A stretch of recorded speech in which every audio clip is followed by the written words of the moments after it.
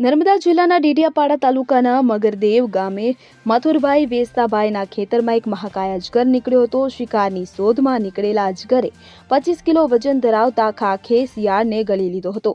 12 ફૂટના મહાકાય અજગર શિયાળ ગળી જતા ગામ લોકોમાં ફફડાટ ફેલાયો। જો કે અજગર પકડનાર યુવાન ભાવિન વસાવાને આ મામલાની જાણ થતા ઘટના સ્થળે ટીમ સાથે પહોંચ્યા હતા અને અજગરને ઝડપી પાડી તેને જંગલમાં સુરક્ષિત જગ્યાએ છોડી મૂકવામાં આવ્યો હતો। આ મહાકાય અજગરને જોવા લોકટોળા ઉમટી પડ્યા હતા। ડેડિયાપાડા જંગલ વિસ્તારમાં સરીસૃપ પ્રાણીઓ અવારનવાર દેખા દેતા હોય છે। શિકારની શોધ સાપ, અજગર જેવા પ્રાણીઓ ગામમાં ખેતરમાં આવી જતા હોય છે।